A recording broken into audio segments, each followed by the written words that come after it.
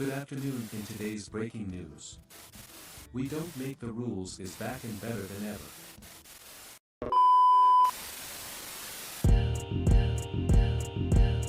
Just playing the game, we don't make the rules. We keep it real round here, we don't make the rules. Hot takes every day, we don't make the rules. When you do what it takes, you can never lose. Coming live from the 323, hiya, that's my dog Big B. It's Mr. BD coming live every week. And Dre always got the quick hit of the week. Just playing the game, we don't make the rules. We keep it real round here, we don't make the rules. Hot takes every day, we don't make the rules. When you do what it takes, you can never lose. Just playing the game, we don't make the rules. We keep it real round here, we don't make the rules. Hot takes every day, we don't make the rules. When you do what it takes, you can never lose. This week's episode is brought to you by, sponsored by, powered by our good friends at ABC Financial Group. All right, get back to running your business, not managing it. Okay, they offer accounting, business services, consulting, corporate tax, and tax services. So contact them on the web for a consultation at ABC Financial Group. That's group spelled grp.com, or give them a call at 310-751-2473. And why is that, Dre? Because you don't want the IRS on your ASS. Get your business in order, people. Absolutely, man. So let's start the show. Welcome to another episode of the We Don't Make the Rules podcast, brought to you by ABC Financial Group. I'm your host, Felix, a.k.a. Mr. BB. That's me. Got one great person in the studio today. What's going on? Friendly Neighborhood Beef, how are you? Oh, man, we good, man. Shit, it's just us today. Right, it's just us. It's been a crazy Monday. Dre is getting his feet whipped, you know what I'm saying? The long trek to the wedding day. taking his energy, so he got some other things that he got to tend to. The crazy shit is, like, I know Dre been telling us dates, but I don't feel like the reminders ain't been reminding, so I just keep forgetting. Bro, I feel like I'm doing a lot of the reminding, and hey, make sure y'all get y'all suits in. I'm telling you. Hey, make sure y'all pick this up. Hey, we going this weekend to go get this. Nah, this nigga gonna be late to his own wedding, because I feel like enough reminders are not being sent out. Bro, and it's funny because it's just like, bro, you watch me plan the whole wedding, and you ain't pick up nothing. But you gotta remember, when people plan, like when people run the show for like their certain events, you gotta think about how the characteristics are outside of an event. Like, nigga, you be forgetting shit just by yourself. This is what you do. This is what you do. So running the whole wedding, this is pretty much on schedule for you. You feel me? Yeah, so I'm just making sure he's good. He took a mental health day today, so that's all good and dandy to me. Great football this weekend. Oh, man. A lot. Great football, divisional rounds. Conference championships this weekend. First game, Patriots beat the Broncos. The hate watch was a success. It has come to an end. Broncos have been eliminated. Finally. Eliminated by none only who? A fucking Raider back there. A Raider was going Raider. He took care of the job for me. Ruined it on his own. I didn't have to do anything but just watch. It was like, oh, man. And then it was crazy. I was talking with a reporter, and he was talking about the stadiums, right? How the new stadiums are being built, and Denver came up. It was like, yeah, it's kind of crazy how, players got to play in this weather. No. No. We have to keep football. Yeah. You can't take the weather element out. He was like, a game boils down to, they could have won if it wasn't for the weather. No. I don't think they would have won that game, bro. People y'all got to stop saying that shit, too. Like, yeah. Oh, if it didn't snow, they would have won the game. No. Remember, he fumbled that ball before it started snowing. It don't even matter about the snow. You got to deal with the elements as needed. Like, you live there. So, first of all, you talking about elements, it's already elevated. Yeah. The altitude is already up. Yeah. So, anybody coming to your town got to get used to that altitude. Like, when y'all leave, nobody else dealing with altitude shit like that, but when people ride over there. That's why they call y'all the mile high, right? So, y'all already got an upper hand advantage, and it's like, oh, if it wasn't snowing. Snowing's part of the game. Rain, sleet, snow, it don't matter. That's what makes football so unique, because you can play it in any type of weather, except for, hurricanes and shit like that, and lightning, but it adds a different element to it, right? It gives you a different narrative. So, okay, fuck it. If I can't throw for 300, how smart is this quarterback to, set up the run game, or how tough or good this line is to run the ball, And then it was like, Another excuse I heard. It's hard throwing out there, and New England's wearing white jerseys. Well, technically, New England is smart for that because they wore white. That's the designated road jersey. Yeah, but what does it matter? Like, it's snow. It's not. We gonna start acting like it was snow. So my whole thing is I get the snow argument. Like, I heard Colin Cowherd say today that he doesn't feel like anybody should have to work in those conditions, including athletes. And that point makes sense because you don't want nobody working outside in that snowstorm. Like, it's kind of cruel. Not necessarily. And at the same time, it does muck up the game. Not necessarily, because if you bring up that argument, right, if the lights go out during a snowstorm, who do you call to get the lights turned back on? You're gonna call them. You're gonna call these service workers to go out there. You gotta go to work, right? What do you think these service workers are doing? Plowing the roads, getting ready for you to go to work the next day. So that argument to me is pooey. I don't want to. Well, they driving the snowplow. They in the heat on the inside. But they got. But also for the other people that's outside. I mean, the point is that you don't want them to have to if they don't. Man, listen, dog. Go play the game. We all that's the, you know what? And I try not to cuss this episode, but Colin, you got me here. We gotta stop this soft shit, man. That's soft. Like, I'm not going to every city to watch a team play indoors. So now you might as well just dumb it down. Let's play flag football. Let's play grab ass. Let's play some grab ass. That's different. No, no, it's not. That's football. Football is play. It's the gridiron, dog. It's the fucking gridiron. You getting paid millions and trillions of dollars. Go play in the fucking snow. Have fun. Well, clearly weather was a huge factor in this game, but there were also some other key factors in this game. One of those being some coaching decisions by Sean Payton. He chose to go for it on fourth down early in the first half and did not get it. Gave up point, left a lot of points on the field. Shit, the kicker by himself need to get traded back to New Orleans. That motherfucker can't kick outside to save his life, man. Missed 2 field goals. Now, granted, one was blocked. The other 2 were just blatantly missed, but and they were in the snow. Definitely. And so I don't give a fuck. Right, but I'm just saying, like, it's in the snow. You asked for this. You asked for the weather. Bro, so we gotta stop saying it's the snow. It's the snow. Y'all niggas that just wind wasn't was good. Crazy. Bro. Nobody made a kick in the second half after it started snowing. Both of them kickers stink. So that's what I'm saying. I don't think the kickers stink. I know kickers. I know some real kickers that can kick. Tucker, you feel me? Oh, the same one that was missing all them kicks in the last season. When he got old. The last time we saw Tucker, he was missing hella kicks. Because he said he had some accusations that was taking place, right? I'm just gonna go down a list of kickers that was like prominent when they was like up there, right?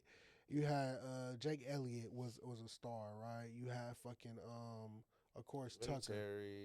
Bro, they didn't fucking miss. And it didn't matter what the fuck was going on. They didn't miss. Well, also, so many miscues, bro. On that field goal that was blocked, tipped, they kicked it from 6 yards behind the line of scrimmage instead of 7 because they couldn't see. They couldn't count it right because of the snow. You remember what players used to do back in the day on them crazy games? They used to come out there and take a timeout and move the snow. They'll clear out the whole thing. You get what I'm saying? So, like I said, I don't want to hear it. We seen snow games in New England. We seen fucking extreme rain games in Carolina. And Carolina game was good. That game was good. But it was good. It's a difference between rain and snow. And we seen good snow games. Eagles and Rams. That was a great snow game. That was a fun game. That was a fun fucking game. And guess what? It came down to the snow, and we was chunking it. Jalen Hurts had CTE. It was a lot going on in that game. Yeah, it was a fun game. So, Saquon ran for what 70 yard something like that to the tub, hitting his head on. Come on, man. He didn't have no problem running in the snow. Jarrett Stidham had 2 turnovers. Backup quarterback. The Raiders. We tried to tell people, man, that this. He not Nick Foles. This backup quarterback situation was not going to go well. No. And they tried their hardest to make us change our minds and get us to believe. They was like, hey, Sean Payton believed in him. Sean Payton gonna have him ready. They don't have no film on him. They start pulling up highlights from the preseason. They say, yo, preseason he threw for 300 yards and 3 times. Bro, I'm not trying to hear that. What I told you. Once a Raider, always You gonna a be Raider. a Raider? And he went out there and Raidered it up. They tried their best to get us to believe. I'm just like, bro. When he started running backwards, it was 4th and 24. I said, oh, Yeah. yeah, that's a true Raider right there. The They fact- never want to succeed. They always want to go back. They said, yeah, Sean Payton believed in him so much. You know what he did when he got him? Drafted Bo Nix.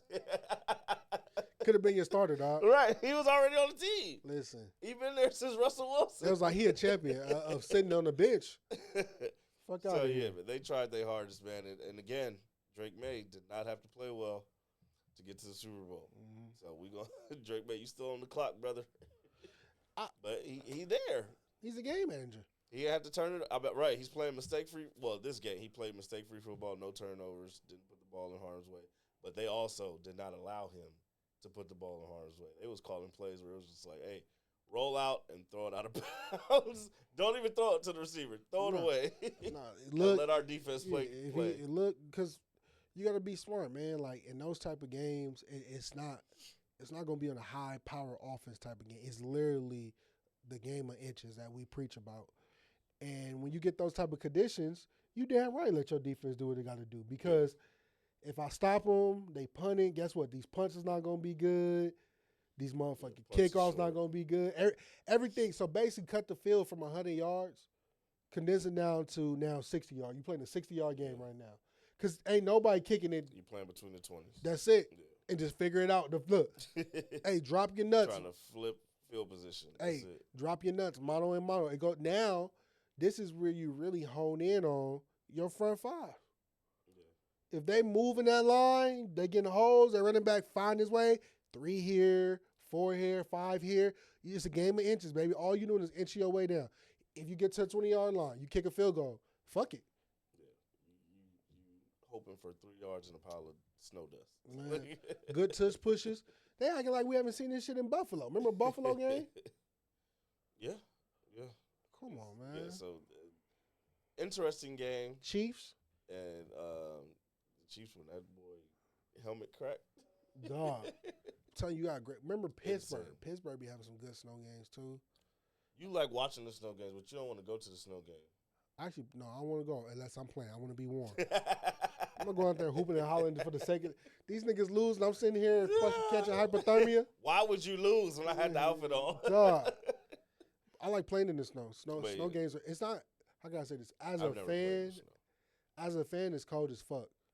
As a player, it's cold. It just depends. When the snow first start falling, it's not cold out there. It's actually warm. It's warm. That's why. But it looks cold. But depending on if it's prior wind, rain, then yeah. But it be warm. That's why you see them outside with no sleeves and shit on. Well, I heard Booger McFarland say that they be wearing tiger balm too.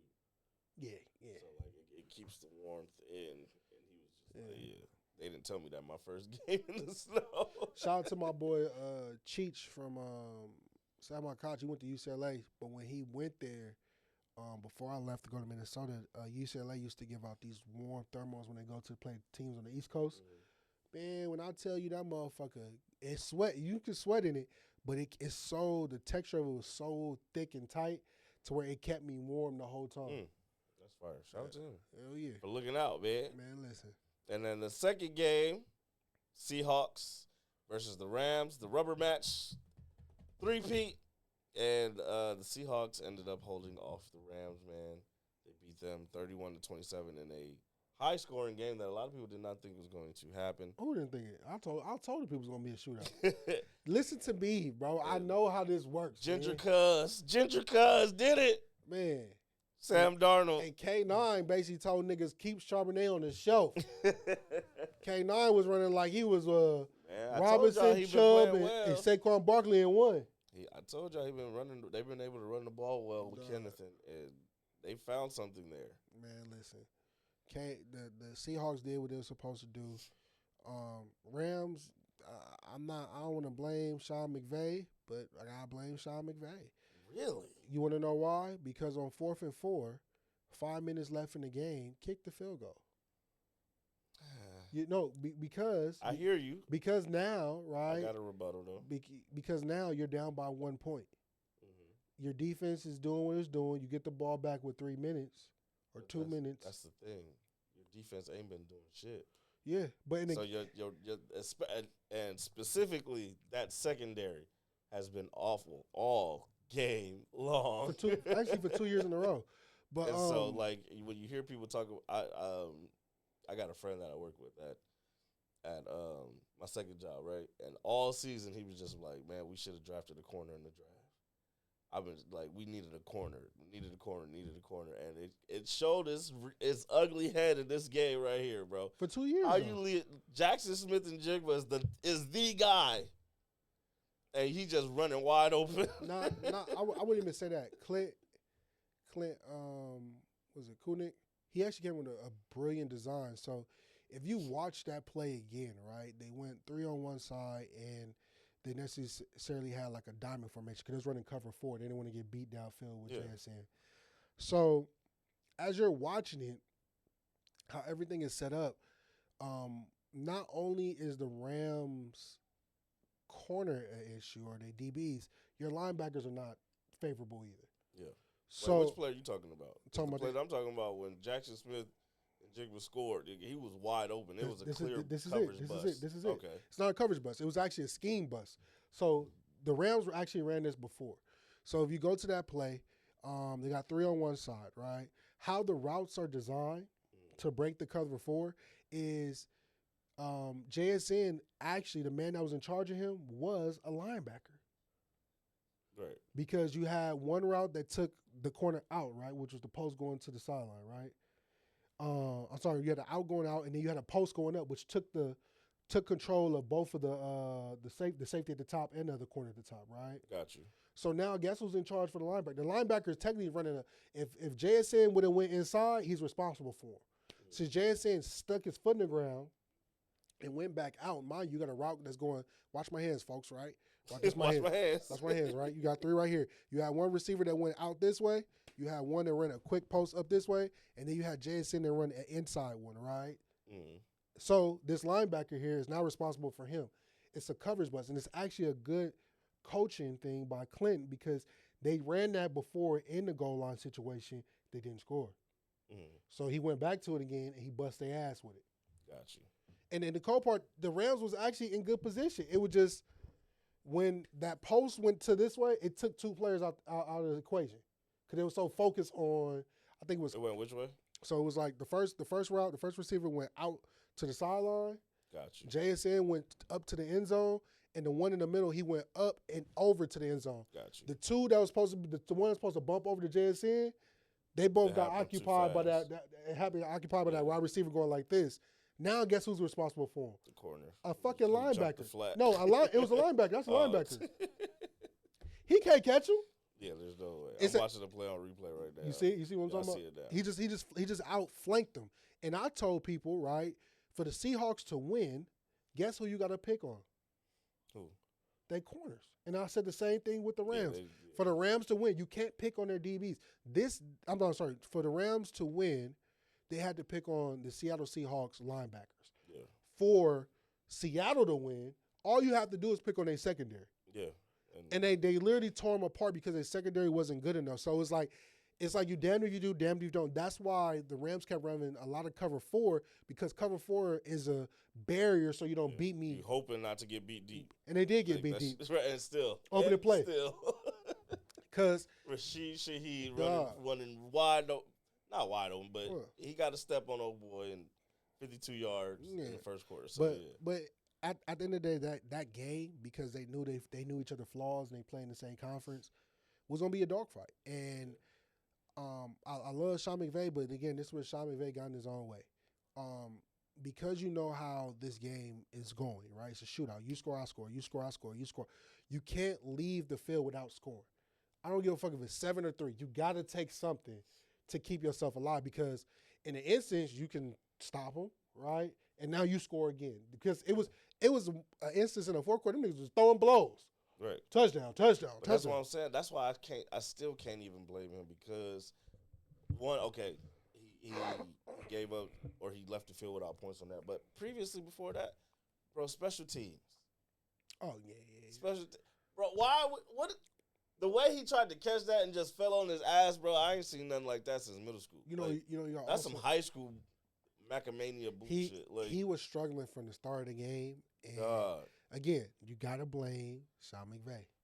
He tried to address it though. He's fired the special teams head coach. He cut the kicker earlier in the season. Like he's tried to address special teams all game. You know how and it came back to bite him in the ass at the end. But you know how he addressed it though, right? How? Pulled a motherfucker from back there and put another player back there. He did. He put Kyron Williams back there. Yeah, but that while a good decision comes back to backfire you at the end because now when Kyron Williams has a chance to probably return it for a little bit.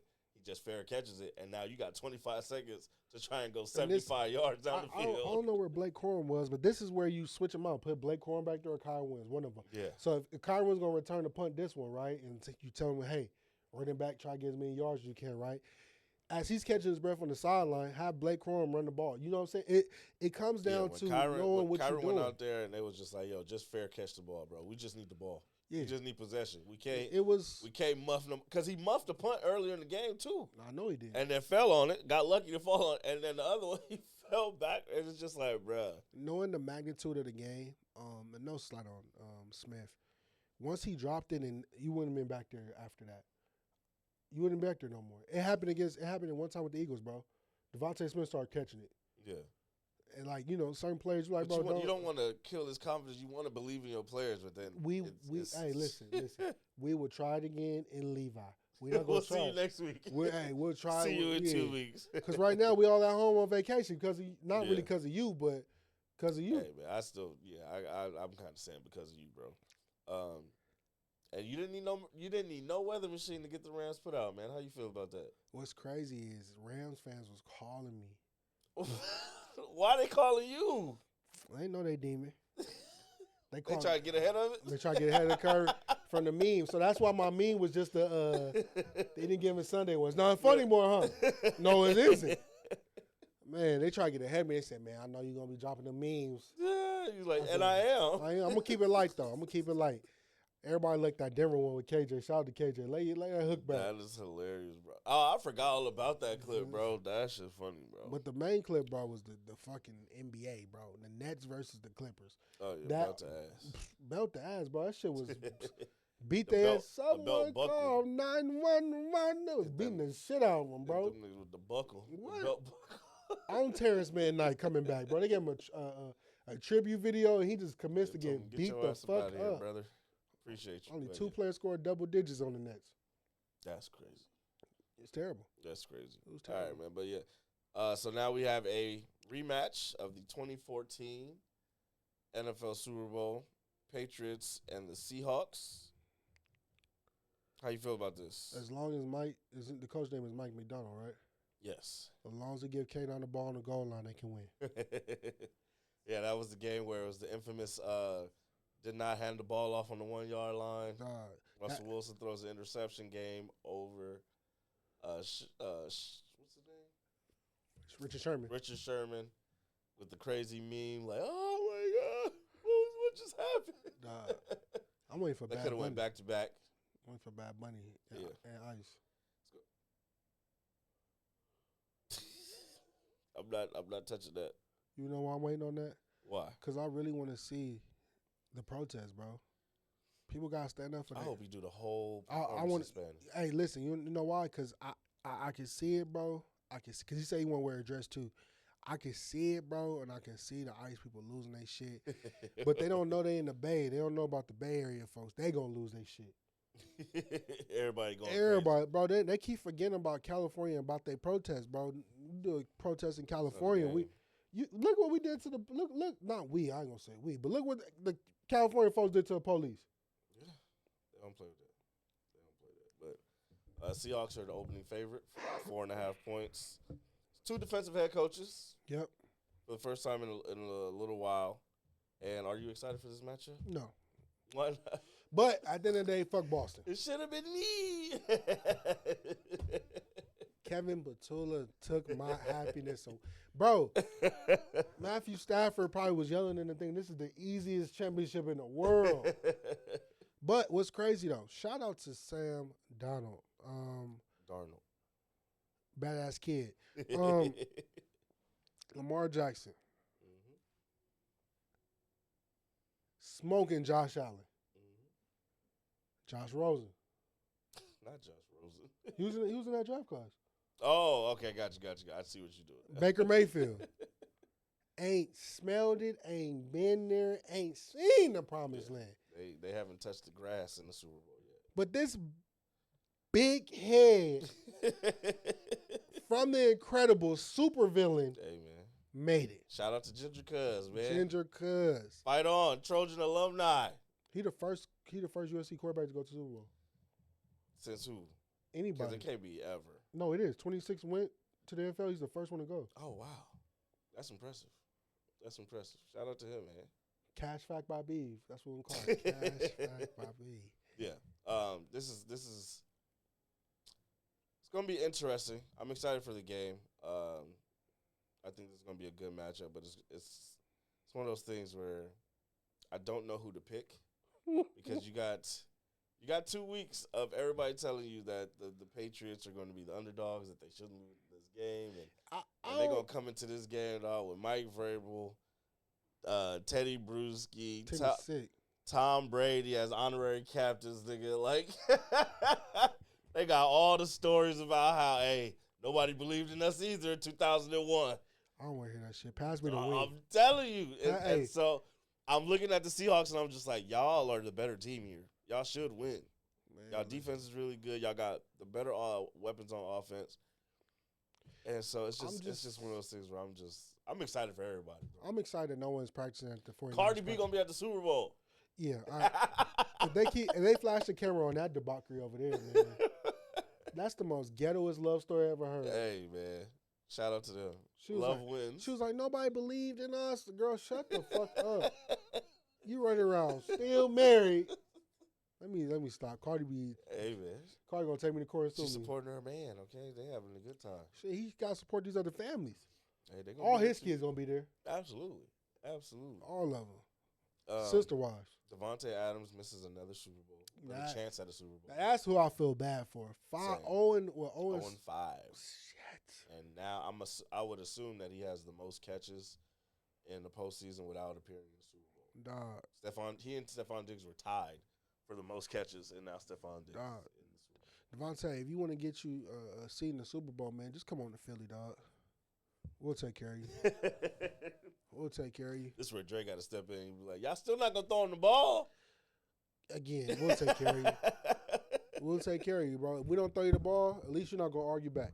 We don't have to pick the game today. No. We got time to pick the game, but it's gonna be interesting, man. But with that being said, let's move on to quick hits.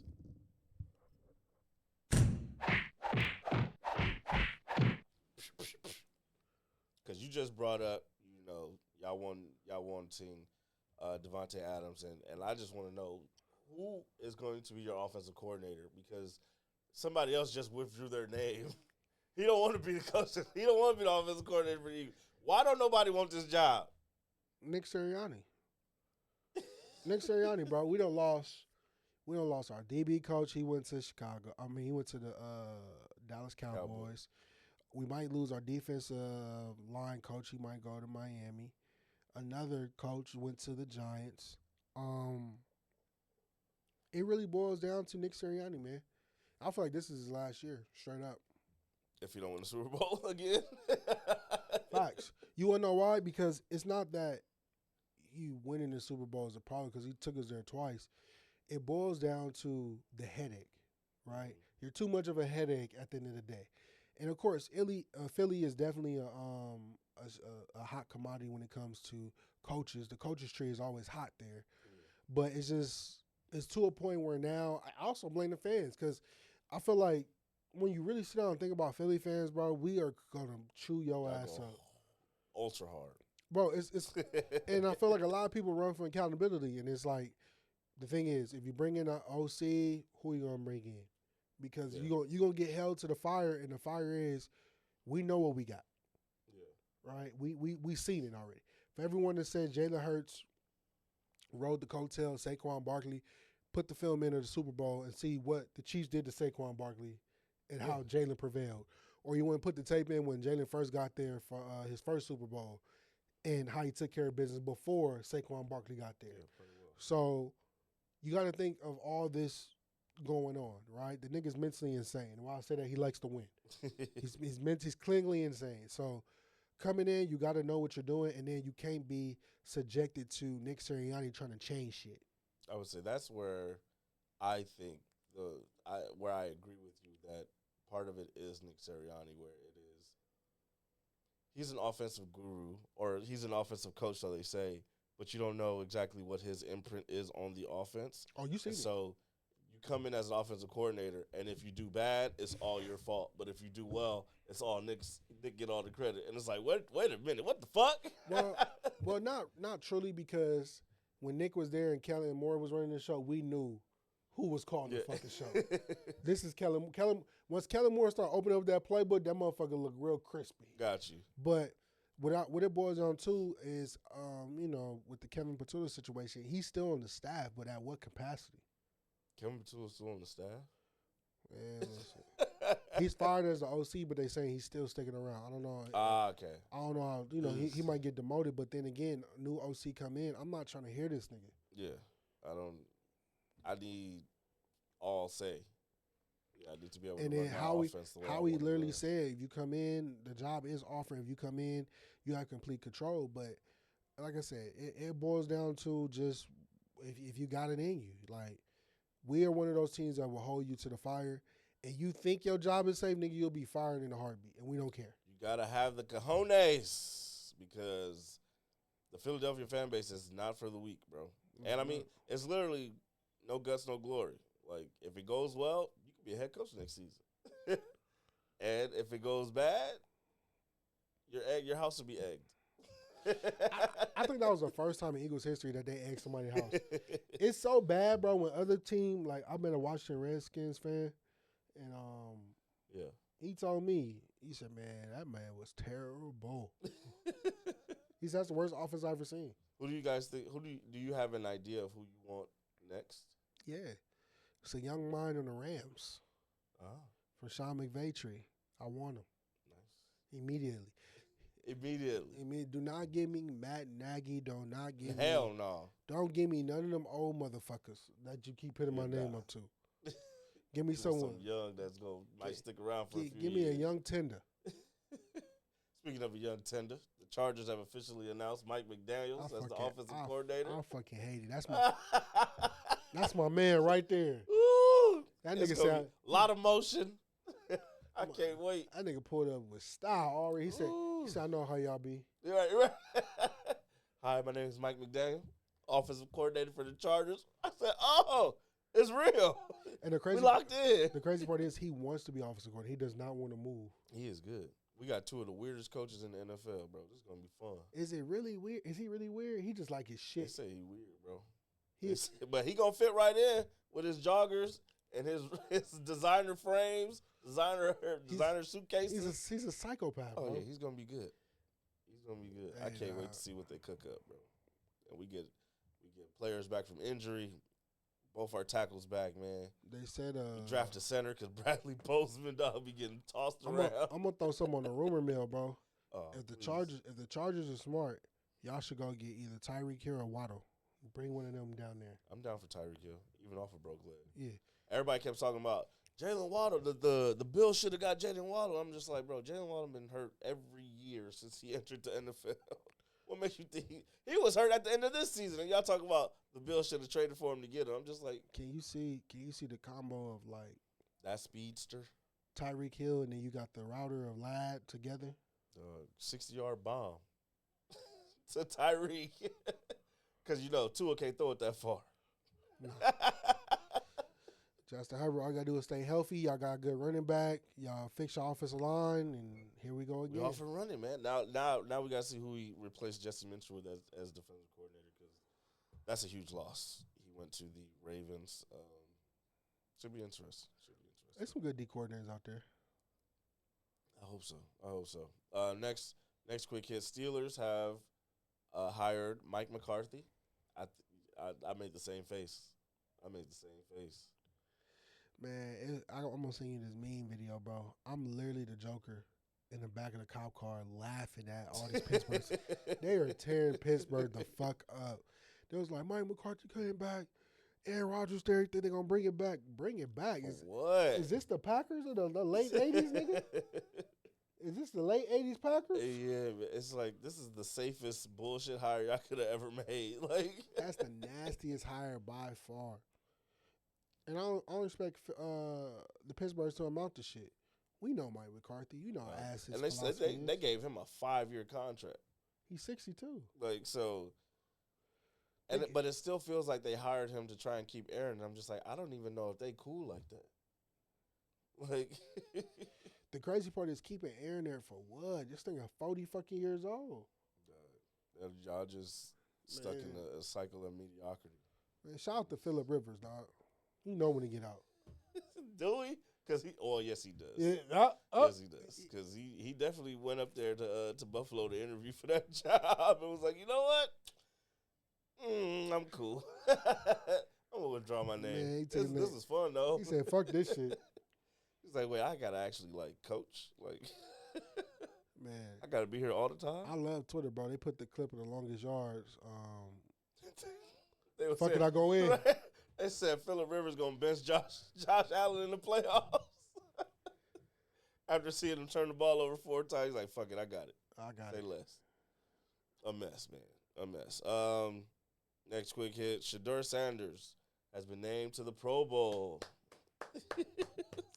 Because it's perfect timing, baby. Are you going to watch now? Hell yeah. I'm not watching this shit. I'm watching this shit, dog. It's perfect timing. Tracy, shout out to DJ Tracy. I definitely think she peeped game. And she was like, yo, the ratings must be down in the dumps. They must be in the pits of hell for them to finally bring Shedeur. And they're like, yeah, we want some viewers. You got to think about it, right? Let's really put down the mathematics here to make it make sense. All right. Daniels from Indianapolis Colts. Jaden Daniels. Hurt. You mean what's that boy name? Something Daniels. Yeah. He hurt. Yeah. Herbert. Herbert is not hurt. But okay. He declined. No, bro, his fucking hand. His hand. He can play from fucking grab ass football. His hand, bro. He's not gonna get touched and flagged, bro. His hand, bro. You're not gonna go out there and play with the injury, bro. He's hurt, right? And then Drake Maye is in the Super Bowl. So who else you gonna pick? From the AFC? So you gotta go down the list. It's a lot of people that's hurt. I guess. You gonna pick Dylan? Who are the quarterbacks? For the AFC? Yeah. Most likely Lamar, Josh Allen. AFC Pro Bowl. Look it up. I know it's Lamar, Josh Allen, and So it's actually Josh Allen, Drake Maye, and Justin Herbert. Yeah. So they replaced Drake Maye. Yeah. I guess. I just feel like it's they've been telling me. I saw his numbers. They wasn't the greatest. I liked how good he played. Like, he had moments and spots. I didn't think he was a Pro Bowler based off 7 games. For a rookie, that's pretty damn good for 7. I mean, that's pretty damn good for 7. Over 1,000 yards in 7 games. Over 1,007. Well, 400 of them came in 1 game, or 300. Listen, came in 1 game. over 1,007. Over 1,007, nigga. It's perfect timing, motherfucker. Imagine you have a full season. 10,000 yards. Because it's perfect fucking timing. 10,000? It's perfect fucking timing. Imagine Jarrett Jr. catch the ball. Perfect timing. That's another 50. Another 100,000. He'll be a Hall of Famer by the time he get done. Because it's perfect timing. That's what it is. I don't know why Shaw bumped the wrist. Hey, because he wear them on both wrists. You want to know why? Because I don't know what time it is, because it's perfect timing. Fuck you mean? Joe Burrow could have made it. Joe, no. Joe Burrow, what? You got Joe Burrow. You No. got Joe was out for a long time, huh? Yeah, but shit, if Joe Alt could make a Pro Bowl, who missed 9 games of the season, like, so can he. I'm not want to hear what y'all saying. Trevor Lawrence, who made the playoffs, was a 2 seed. He hurt. C.J. Stroud made the playoffs. C.J. Stroud. I'm just saying, 12 wins. You might as well put Jarrett Stidham in there. No, he's not that bad. I'm just saying there was a handful of quarterbacks that you could have put in there.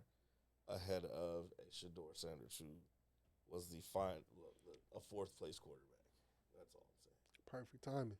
Shout out to him, man. I mean, and DJ Trees, I don't give a fuck if the Ravens in the dumps. You gonna tune in because why? Because it's perfect timing. I'm not watching that shit. I'm watching that shit. Enjoy. He been Tell up. me how it goes. I'm gonna tell you. Last quick hits. There was a think piece that came out last week. Not a think piece, but a hit piece. Huge article about the Lakers, Jeanie Buss and her brothers, and LeBron's relationship. It was a lot. A lot of stuff that we already knew. I was in the building. But what'd you hear? What I hear, they asked LeBron about the question. Yeah. In the locker room. Shout out to the Laker reporters. They asked him about it, and he was just annoyed by it, bro. They even asked him, did he want to stay there or did he want to get traded? I did see that. He was like, man, I'm good. I'm good. He's good. I'm good. It's just, I got to say this, bro. We, if you know ball, you can see it taking place. You know, and I told somebody, bro, the writing has been on the wall for LeBron to retire, and he's missed his stop. So now he got to ride it around again. But the crazy part is when you ride the train again, you're going to start seeing shit you didn't want to see. Yeah. He could have got off a long time ago. He could have got off. Bro, he could have got off that ride last year. Once Bronny came in, he could have said, hey, James out. You know what I mean? But now you second fiddle to Luka and Austin Reeves, bro, you look like you fucking miserable. He do not look miserable, man. He's playing well still. My whole thing with that was, though, like, some of the stuff that came out, right? They said, you know, LeBron got a huge ego, and they didn't like that he was being called a savior for the Lakers. And I'm just like, bro. Do y'all remember what the Lakers looked like before 2018 when he got here?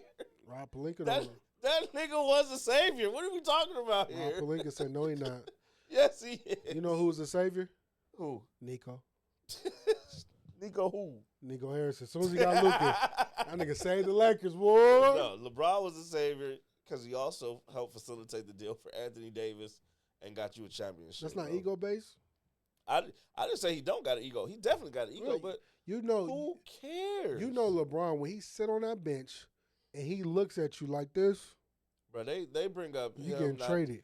My whole thing is, too, though, if he got such a big ego, y'all could step in at any time y'all want to. Stop it. Yeah. If y'all so big and bad, y'all can step in at any time. Y'all give him more credit for the Russ trade going wrong than y'all give him credit for winning the championship. Nah, because y'all keep bringing up this Russ shit. Because the Russ shit, who they sent out some good players for Russ. I understood the Russ. Everybody understood the Russ trade at the moment, and everybody thought it was going to work. I know I thought it was going to work. Especially when, you know, AD and LeBron have been hurt in and out the previous season or two. Austin Reeves wasn't doing it. Right. The thinking is, all right, you bring in Russ. He should be able to hold down the fort while they come back from injury because you know they're going to miss somewhere between 15 to 20 games. Russ holds down the fort, keep them in playoff contention, and then when the playoffs come, we off and running. It just didn't work out that way. It just didn't work out that way, and that's while it's unfortunate. Russ, it's like, yo, me, bro. It wasn't even from a LeBron standpoint. The fans smutted that nigga name. Oh well, yeah, that's nah, nigga, that's crazy. He came Laker to Clippers fans compared to Eagles fans, bro. They don't play. He came to Clippers and got fucking dog grilled over there. I felt bad for that, man. Fuck, he in Sacramento doing his shit though.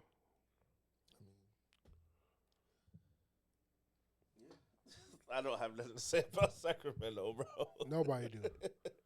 Nobody do. Yeah, but and then they got the stories about, you know, Jeanie and her brothers and how they feel like she shouldn't have sold the team. It's just like, bro, our money ain't what everybody else's money is. Our money ain't good money. Our money ain't tech money up north. LeBron should have retired. Our money ain't Steve Ballmer money. Our money ain't. Our money ain't everybody else's money out there, bro. We need an influx of cash. So we gotta sell this bitch. What happens to the PP loans? Oh, they made him give it back. Damn. when niggas found out that the Lakers was getting the PPP, they was hot. Niggas was getting money. They bro. was mad. What's said, crazy we're though? not gonna take it, y'all. LeBron should retire when he was in the stands kicking with Jeanie Buss and her homegirl. First of all, happy International Women's Month. Should retire then, bro. That people started pointing to that video immediately too. They was like, "How's she mad at him?" But this was all chummy. I'm just like, y'all don't know how to save face. If you know, you know.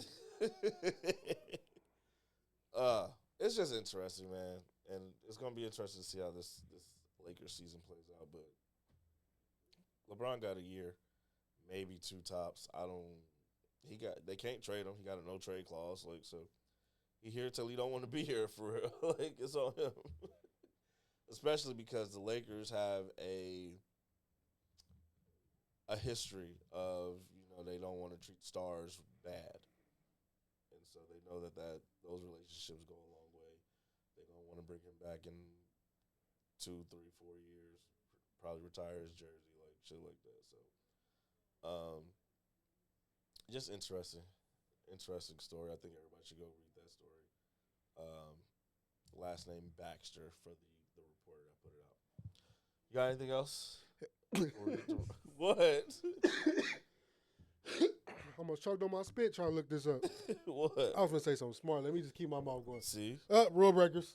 All right. Let's go to rule breakers. God damn. Here we go. First rule breaker, the Bills owner. That's what we're looking for. Okay, I got it.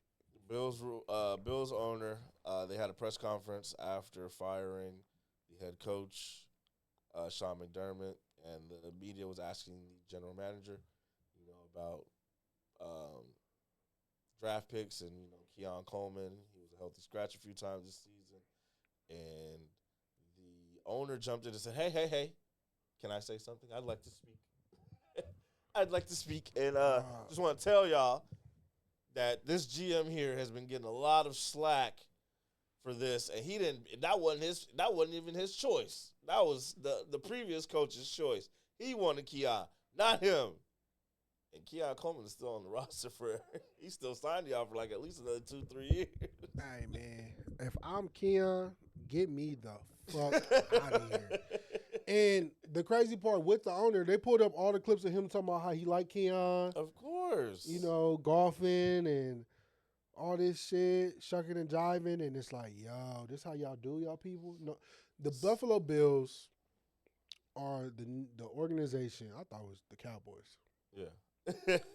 No accountability. If we can get that in the rainbow in production, no accountability, right? They have zero as an organization. And that's why I think, honestly, too, head coaches ain't going there either.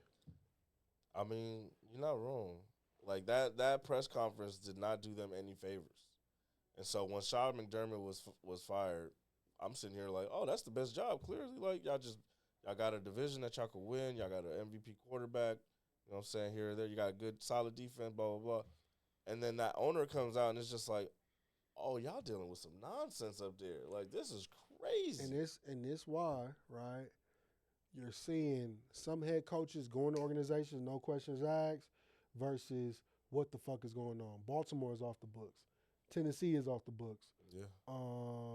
Atlanta's off the books. Atlanta was off so fucking fast. Yeah, New York's off the books. It's like, bro. Pittsburgh's off the books. It's only, Cleveland, the Raiders, Buffalo, bro, and I think it's one more. Cleveland out here. Arizona. Cleveland out here doing fucking math tests to get you ready for them motherfuckers. Boy, side note, they want you to take tests and do homework assignments to lose. Y'all bona fide losers. Y'all asking for too much. Dog, like y'all niggas can't even get it right in office. Y'all went to go sign Deshaun Watson, Mr. Touch Me, Feel Me, all this fucking money. I told y'all that shit wasn't gonna work when it happened to you. What? Told y'all that wasn't gonna work. Shout out to Kevin Stefanski. That's his first Pro Bowl quarterback. Shout out to Shedeur. Perfect timing. Yeah, man. But that Bills press conference. It's like, why would you do that to a player that's on your team still? A young player that's on your team still. Like, that's just nasty. I want Keon Coleman too. I mean, I'll tell he's you. a solid player. He just hasn't. I'm telling you, bro. The way he ain't hit yet, bro. The way he's getting done in the media. Take him in fantasy. Don't take him with a top pick. Take him in the 4th or 5th round. Yeah. Stash him on your bench. I guarantee you, he'll be putting up numbers. Yeah, and it's just crazy, like to see the trajectory of his career completely shift. Because when he first came out, everybody loved him. It was like, oh, he's such a sweet, happy kid. Like, you know what I'm saying? He was eating cookies with the media and talking about when he buy his coats in the summertime because, you know what I'm saying? Macy's and all this shit. Right. And then I'm telling you, I noticed something when I watched Hard Knocks, and I was like, they're not talking about Keon Coleman at all. Like, what happened? What's going on here? And then later in the season, you see that he got healthy scratches and shit. I'm just like, something's going on here with that relationship. Bro, I drafted him. I was like, this is breakout year. It had to be. It should have been. You know what I'm saying? They drafted him to be the number one receiver. And so for him to have those healthy scratches for whatever reason, I'm just like, I don't know what's going on, what's fractured in their relationship between player and franchise, but that shit sucks, bro. That shit sucks. Next rule breaker. Deion Sanders. He's finding players for missing practice, finding players for being late to practice, finding players for being late to meetings or missing meetings, no call, no shows. And also put out a speech saying, you know, he don't want y'all to wear he don't want y'all to wear y'all gear from y'all old teams because it make him feel like, he said, how would you like it if your girl was wearing her old dude sweaters and T-shirts? They wouldn't like that, would you? They probably still do. But the crazy part is of it, they still do. But the crazy part about that is, I like it. It teaches responsibility. I bet you do like it. It teaches responsibility. It teaches you, right, that you're not bigger than the program. Yeah, you might be getting this money and all that shit, but it comes with the understanding that you are now a pro. We want to talk about these kids getting fucking 40 for 4.8 million, 5 million. Bro, treat these motherfuckers like they in the semi-pro league. Hey, you don't show up for practice? Fine, nigga. Hey, you taking too many deep breaths? Fine. You park your little Ferrari up there? Fine. You up here fucking the hoes and doing all this bullshit? Fine, because you late to practice. Fine their ass, because the thing is, they're not going to understand it. They already don't understand what's going on when the magnitude was going on. We get irritated about it, but they're not understanding. You got the transfer portal. They don't like something, they jump ship. They playing merry-go-round with all this shit. If the coaches at all these universities start doing that philosophy, right? You find them for this, you do them for that. It's structured. So now no matter where the fuck you go, you're going to get treated as a semi-pro. And it builds you for the future. It builds you for life if you don't make it to the NFL. It makes you understand that for all your actions, there is an effect. Versus prior, before money was involved, you know how they used to tell niggas, hey, you late for practice? Don't worry about Saturday. Don't worry about Saturday. Don't even get dressed. Right? You late for meetings? Hey, your mama keep asking why you standing next to me and your jersey clean? Because your boy don't show up. He don't watch film. But now, because I'm paying these big bucks and all these alumni is pouring this money in, it's like you're handcuffed to make them play. But the thing is, if I find them and I keep eating your money up, you know, niggas want to buy PS5s. Niggas want to do this. Yeah. Shit, Travis Hunter ass was broke over $250K. Don't know how. But it's shit like that. You get what I'm saying? They blowing the money fast. Let's put some responsibility on them. Well, that's the part that I don't get because, like you just said, it's every school don't have to do this. And so I'm looking at the leadership and saying, why is it at your school that you feel like you have to find these players to show up on time? Why are they not showing up on time? Why are they late? What happened to the old school way of just saying, all right, man, you know what you're going to do? Run. We're not even practicing today. Y'all just about to work out and run. You talking about other schools not doing it. Nigga, other schools not even trying to hand them motherfuckers into the portal.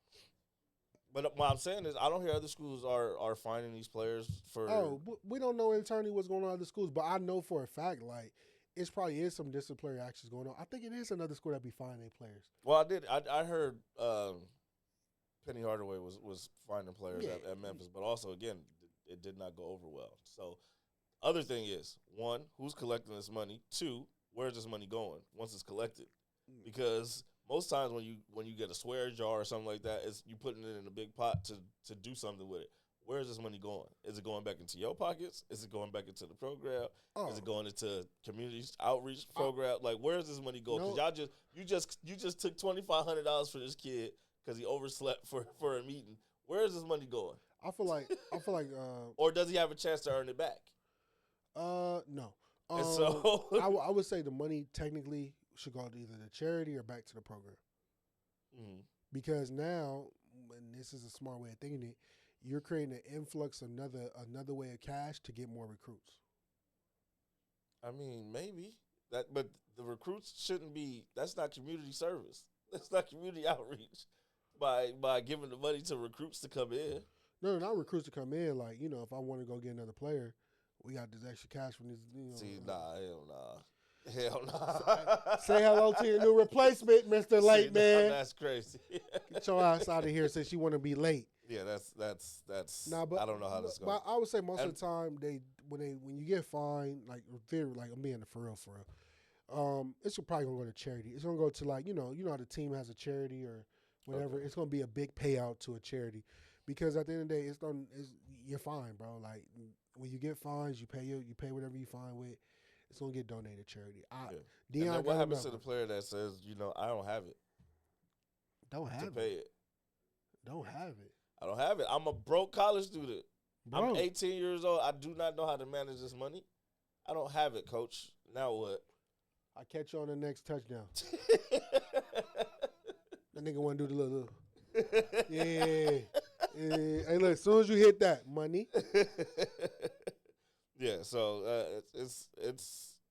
I don't like it, but I love it. Deion always do. I love it. I love it. Nigga, you broke. You getting all these shoes, all these cleats, these cars. What you? Yeah, all this is free. All free 90. What are you spending $8 million on in 1 year?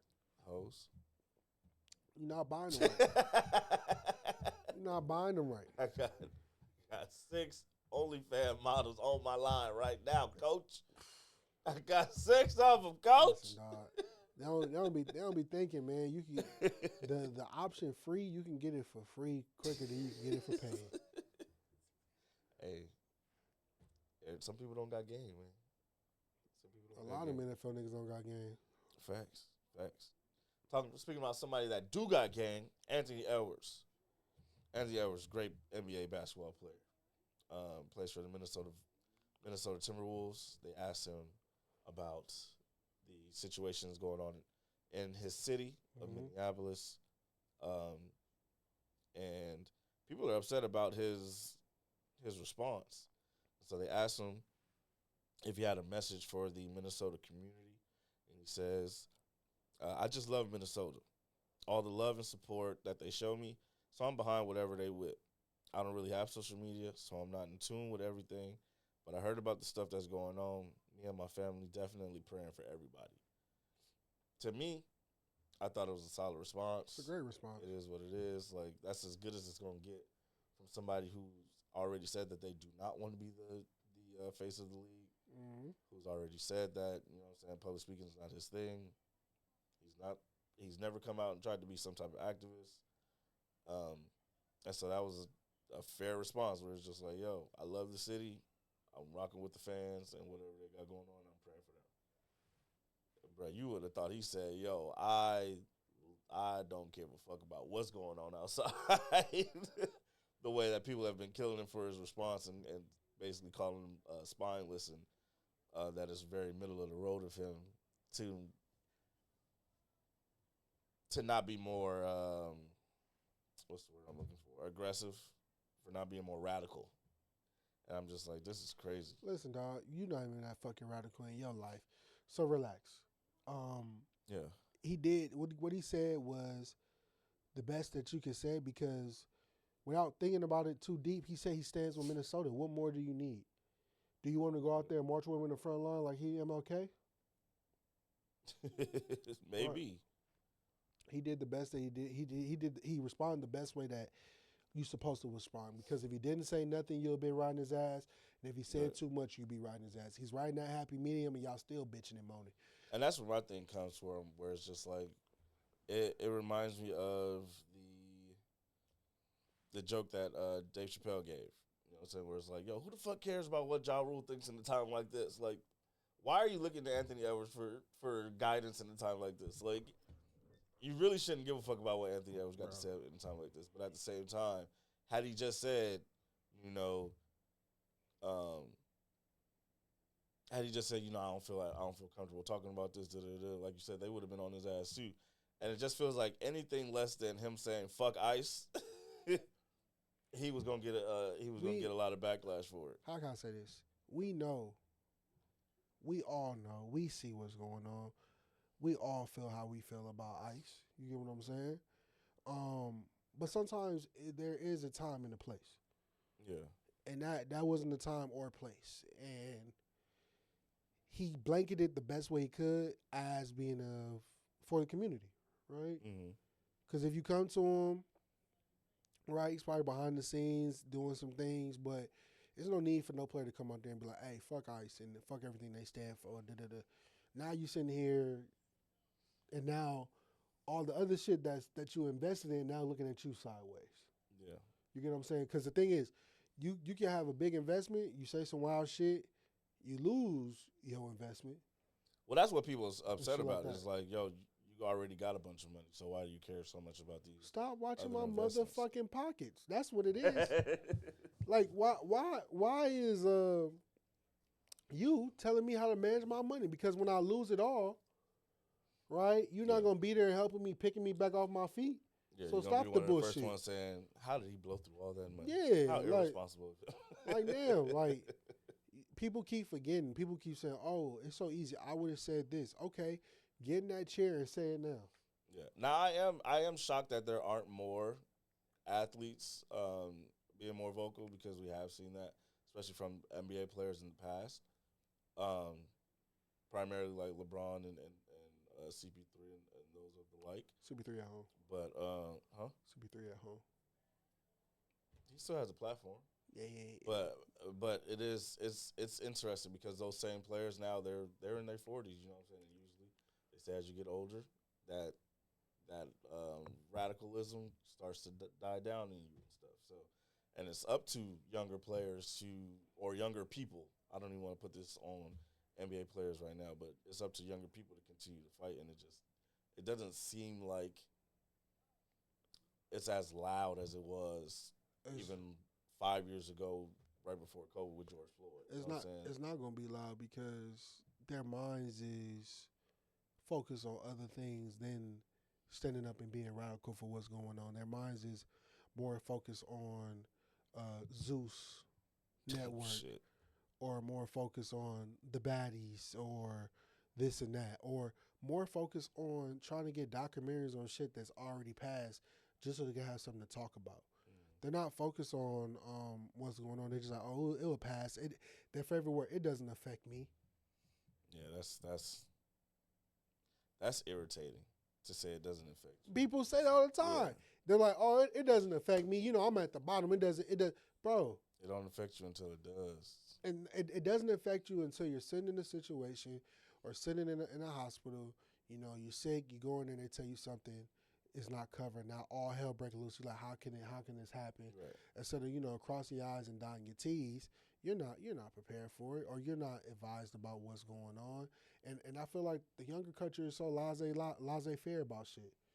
They just look. Nonchalant. Oh well, I got my TikTok. I got my Instagram and I got my cell phone. Yeah. I'm just gonna scroll. I'm gonna scroll my way through the pain. Yeah, and I'm gonna just disassociate with the world, and it's just like that. It's not good. It's not good because I saw a post where it was just like, "Yo, I saw XYZ happen. I didn't speak up. I saw XYZ happen. I didn't speak up, and then something happened to me, and there was nobody else to speak up for me." You know what I'm saying? And so, some people don't need to be speaking for sure. For sure. Yeah. Everybody can't be LeBron and want to speak out against these type of issues. And even with that, next rule breaker, LeBron made a misstep. I don't know if you saw his new colorway for his Martin Luther King shoes. Nigga missed that, bro. He stumbled. Yes. Busted his ass. Yeah, this is awful. Fell on his face. So me being a sneaker connoisseur I know exactly what you're talking about. Mm-hmm. LeBron James sneaker. On MLK Day, what they did was the colorway that they picked was the fucking hotel that Martin Luther King was shot at. Yeah, the Lorraine Motel in Memphis. Listen, what in the holy fuck is going on? Now, granted, the hotel has been changed into a museum, but we do not show love for a hotel where a great figure was killed at. You could have used any other colorway. You could use a colorway from any other event that took place in Martin Luther King's life. Bro, you could have just did the Kente Claw. Like, just do the generic Kente Claw. Dog. You could have Malcolm X. You could have anything else, right? But to copy the mode of the hotel is the most. I'm not in tune with what's going on right now. Yeah, very tone deaf, and I mean deaf. Sorry, not tone deaf. Tone deaf, and I mean whoever, because you know they had to go through a multitude of chains of people to get approval, and whoever convinced y'all that this was a good idea, royally fumbled this. This is awful. I was gonna and say, the fact that you trying to sell us a shoe during Black History Month for $200 in this economy, shame on you. Like you know what's crazy? And claiming that it's a tribute to Martin Luther King. Shame on you. That's what happened when you have people that take away history from you. Yeah. A lot of people don't know their history, and what I mean is in tune with history. You might think you're in tune with history as he reads books and don't know what the fuck going on in them, but at the same breath, it's showing that you lack history, bro. History. That's like me fucking wearing a colorway of the Black Panther that was shot. Yeah. You get what I'm saying? Or me wearing a colorway, right, of people getting lynched. Like, what are we doing? Oh, I designed a shoe in memory of the poppy tree. What the fuck is wrong with you? It's trees on it, and what are we doing here, bro? Like, it's just it wasn't here, and it was a reporter. He was going loud about it, and it was like, man, you making too much noise. That's the problem. Here you gonna be nonchalant about shit. This is the time you need to hold people accountable. Niggas love to say it ain't that deep. Nah, sometimes it is, man. It's deep, bro. Sometimes it is. And people got, like you said, people got to be held accountable, man. But again, that boils down to they deleting history. I'm gonna blame our generation because you think the young kids are nonchalant. Our generation is very nonchalant. And I blame us for not instilling it into the young folks. Our generation, I'm going to be blunt with us, they so worried about mental health and not passing down trauma. Nigga, pass that shit down. That's the only way you create the radical shit, bro. You gotta take what your grandparents and everybody went through, right? It's so uncomfortable to hear. We hear it often, right? You gotta pass it down so the kids underneath you can have that same fire and hate of what's going on. Not saying you fucking fight hate with hate, but they understand why this burns a fire in my ass, right? It's not fun for someone to say, hey, what's up, my nigga? It's not a universal word, right?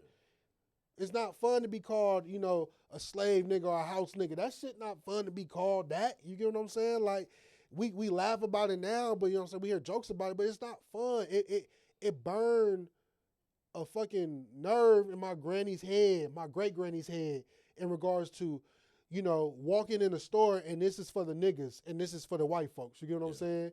And we might not see it now, but again, it boils down to not only our generation, the generation before us, they're not understanding this should be passed down to them to understand who Martin Luther King is, who Malcolm X is, who necessarily Frank Garver is, who is Carter G. Woodson, who are all these people that did monuments of things to where when something like this arrives, it's not slipping through the cracks. Or you sitting here mad at Anthony Edwards about not speaking up. It would be a fire up under him, understanding like this is not fucking right. But the fire is not there, and the fire is slowly dimming. And again, it's not going to be ignited again until we pour more fucking fuel on the fire. And we're not doing it. We're just letting shit go on by, right? You know what black people motto is? It ain't happened to me. It happened to us before. Let everybody else experience. No, fuck that. Yeah, that's a dangerous mindset to have. It's just like, hey, that ain't my problem. Dog, they kept smoothing it on you, bro. They kept over the course of the year. They kept smoothing. Black people always getting this shit. Black people, oh, it ain't my time. Look at, hey. Don't mean you gotta be in the front, but you can definitely stand by your equal partner, right? If you know your history, when people was walking down the street, it was a group of folks that was cutting up. But when you see them all standing there, it wasn't just black.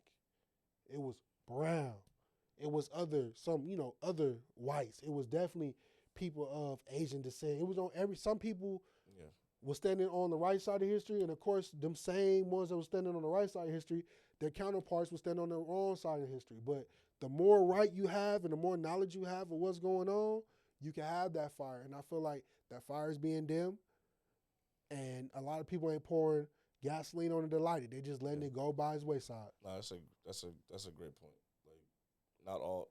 all trauma is bad trauma, yes, but some trauma needs to be passed down. So, like you said, that certain things don't be repeated, and so that you know that certain shit is just not cool and not right, and you can spot it from a mile away. Bro, I'm telling you, I'm not trying to make fun of nobody. That's why people always ask me, why you glorify the hood? As soon as I get money, I'm getting out the hood. I don't want to get too far away from it. Yeah. Because the hood has put me on awareness that a kid that was raised in a suburban neighborhood would never have. It has taught me, and I wouldn't say taught me, it has shown me different ways to have different reactions to where I'm not completely oblivious to what's going on. Right? It teaches you how to be humble. Not all the time, sometimes. Some niggas just wild. But it also teaches you a certain small values. Pick your battles, man. Pick your battles, right? You notice some niggas in the hood that want to be He-Man, you see what happened to He-Man. Right? But at the same time, you also see a community. You actually see an actual community. When I was little, everyone knew everybody on that block. Yeah. Right? Now you hear motherfuckers, I didn't know he was a serial killer. No, we knew not to go to fucking, do not go to that house right there. He's not right. Yeah, don't go there. You get what I'm saying? And it's just like, it's certain things like that that's missing so much. And like I said, man, it's unfortunate. It's very unfortunate. Like I said, I don't make fun of the trauma, but God damn it, pass it down. Yeah, speaking of trauma being passed down, Kanye West took out a ad in the Wall Street Journal and apologized for his anti-Semitic comments as of recent. He also, said that his frontal lobe was affected in his car crash. It was 20+ years ago. It was. Hey, Kanye back, bro. He does miracles. They said Kanye woke up and saw the damage that Ye has done and got right to work. Bro. And again, mental health, bipolar. Fucking around with Ozark, bro. I'm on that scene with the bipolar brother. Ozark is good, man. I'm going to have to go back and watch it again. I ain't saying put him down like a dead dog. Put him down. Put him down. But with Ye, welcome back, Ye. A lot of people say, every time a black man fuck up, he always come out to the black community where it started from. But it's like, man, come on. Yeah, I just want to see what he's trying to sell us because that's usually what happens next. Shit, I'm sold. I'm finna buy the vinyl. I'm sold. I'm fucking sold. Ye back, baby. Don't let that nigga come on stage. Jesus walks. I'll be hey. Yeah, I didn't read the entire ad. Did you read bits and pieces of it? What? Or the entire thing? From head to toe. What anything interesting in there that he said outside of the frontal lobe? The shit that he said when he sold the merchandise with the swastika sign, he said, "I can't believe I did that." Oh, he's stepping outside of himself and looking back. Yeah. And he said some of the stuff. Self-reflection. He said some of the stuff he still can't remember what he was doing because it was just like having an episode, like when you have an episode, you just riding away. Yeah. And it goes back to having a life partner that truly cares and gives a fuck about you. Man, speaking of spot it, bro. Speaking of life partner and putting your arms around, we go right back to Kanye West again. What happened? But you got another one after that one. We're going back to Kanye again. Kanye can be Kanye again, yeah. Kanye can be 2 for 2. Kanye, my boy, this is crazy. So, I feel like I missed something. What happened? If you didn't know, you're gonna know now. There was a podcast that was out, talking about Kanye and Dan Foster. Look it up. I can't remember I found it. So the name of the podcast was called "And the Writer Is," and they had Dan Foster on there, and Dan Foster was necessarily talking about Kanye West getting 0 publishing for Through the Wire. Oh, okay, got you. So to break this down, a lot of people don't understand in the music world. A lot of artists fight for 2 things, right? They fight for their royalties and publishing. So the song "Through the Wire" is originally sampled from Shaka Khan's version of "Through the Fire." Right? As us singing it, we always sing the hook. The hook is really saying "through the fire." We're really singing fucking "through the fire." It's supposed to say "through the fire," but we all singing "through the wire." Yeah. Right? Now, the whole fucked up thing about this, right? It was 3 writers on there. The main one that stood out is Cynthia Well. And Dan Foster basically tells a story of how Kanye West got zero publishing for the song Through the Wire at all. Now, mind you, Through the Wire has touched all of our souls, and it estimated gross almost to $3 million just off that song alone. Yeah. It was on the College Dropout. Everyone knows the song. But this is where it gets fucked up. Dan Foster, Kanye West people came to Dan Foster, Cynthia Well, and the other writer, and asked them, can we sample this? We'll split it 50-50. Dan Foster said in an interview, he said, you know what? I would have gave it to him, but Cynthia Well, she sings the hook on Through the Fire, said, fuck that. He gets nothing. You get nothing. Nada. Papa. Now, if anyone knows Kanye West's story, I can feel, right, this is where the villain arc started with said people. That's where it's going? With said people. Straight up. It went there with said people. I did not know that this was the connection you were making. You think I'm not? It went there with the sad folks, right? And for us, I'm glad Kanye West still put it on the album, and people can put in the comment section, well, he still got paid for it. Yes, he still gets paid for it. Yeah. But the bread and butter of it is the publishing. Sometimes Kanye West doesn't have to perform the song. Yeah, and the song is played, they get money. And Dan Foster said that was one of the biggest grossing songs for me. Now, I do got some context information for everyone out there that want to argue with me, right? Through the Wire is not Kanye West's biggest song. It's not even close. It was just his first single, right? Yep. So Kanye West's biggest song is actually Stronger. That shit gross, I think, by like almost. And that's the Daft Punk sample, right? Yeah. That one grossed at least, I would say, close to, I think like almost 10 or something like that. And this is before streaming. Yeah. And then after that, I think it goes to either Gold Digger or The Lights. Probably. So, and Jesus walks and they start falling up. But it just goes to show you how the industry can fuck you. And it's sad because this is the part, and granted, the songwriter can do whatever the fuck they want to do with their song because they wrote the song. Great. But Cynthia Well, this is where I call you a key bitch. Kanye West took your song. Nobody was checking for Shaka Khan. Nobody was checking for Through the Fire. It was a known song in the black community. You'll hear it. But during that time of 2000, nobody was even checking for you. Kanye West was actually taking your genre, your era, and injecting it into a whole new era. And why I say it's a big fuck you, Cynthia, right, is because no one sings Through the Fire. Everyone is actually saying Through the Wire. So even then, you trying to smut his name, it's like he rewrote the song all over. Right? And a lot of people jumped on social media and say, yo,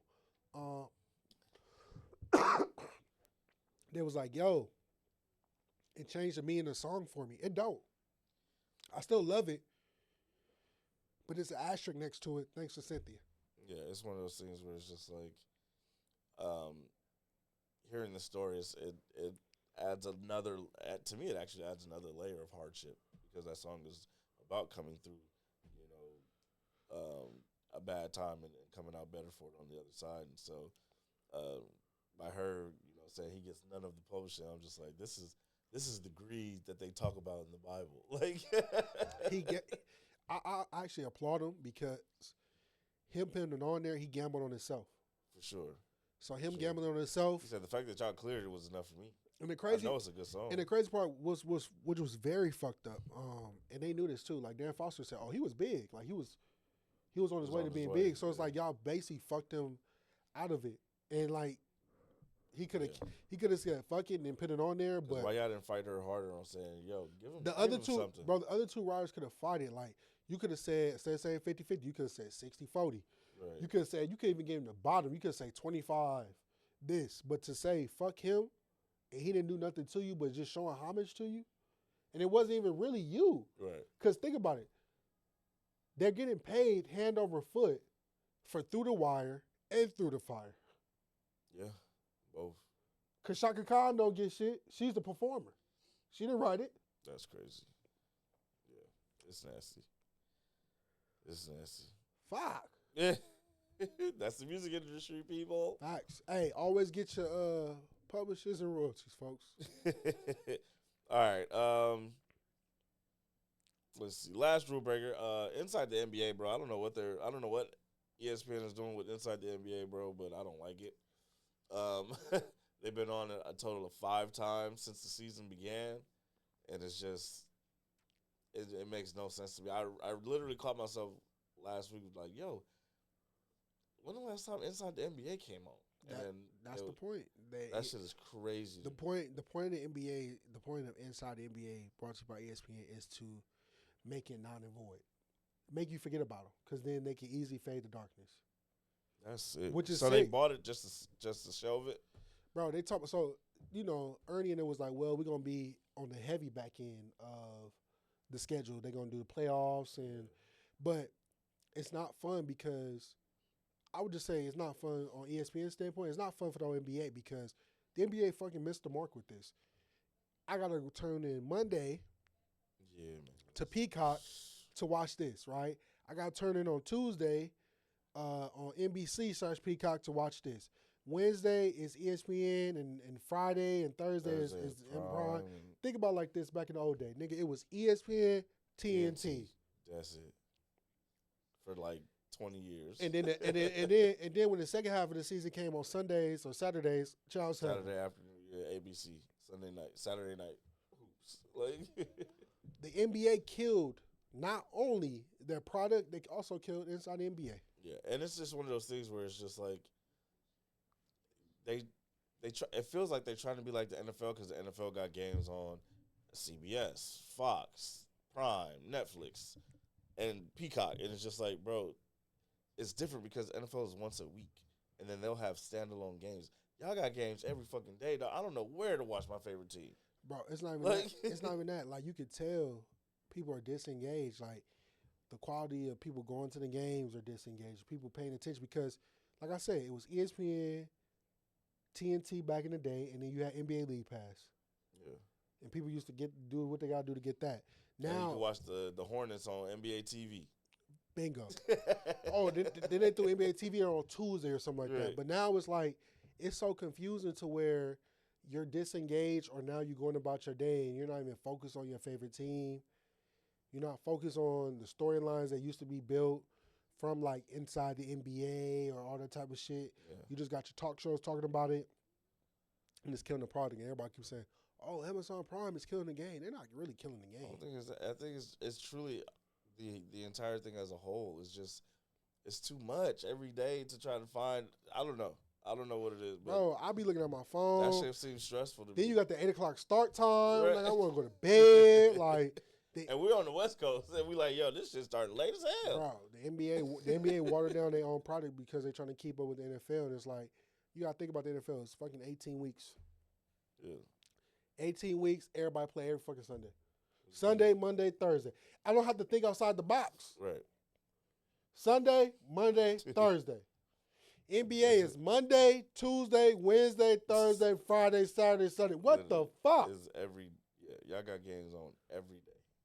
Every day. You talking about I got to go to Peacock on Monday, Coast to Coast on Tuesday, ESPN on Wednesday, fucking Prime on Thursday, Prime on Friday, ABC on Saturday. Loop it back around like, nigga. Sound like a headache, man. God, if it wasn't for me working with the NBA team, I would not know what the fuck is going on. Bro, you tried to explain that shit the other day. I was just like, Beav, I'm going to just check the app. Like, I'm going to just check the app on my phone. When I'm ready to watch a game, I just go to my app and see, all right, what games is on today? Man, listen.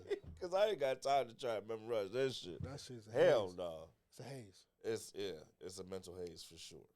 For sure. All right, man. Before we get out of here, just wanted to shout out and send prayers to the East Coast, man. That snowstorm hit heavy. I don't know if you've been checking on people out there, but it's rough. It's rough, man. For some people on the East Coast. Some people, I'm like, y'all niggas good. Right. Yeah, but no. Yeah, I'm just talking about the people that got hit.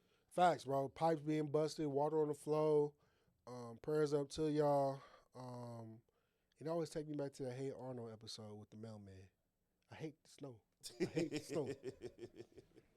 Yeah, man. So we thinking about y'all out here, man. Through the fire. I'll be looking at it, I'm like, I don't know how I would survive, bro. Man, I know I would. I just don't know how. Welcome to Minnesota, baby. Yeah, I don't know. I was out there thugging.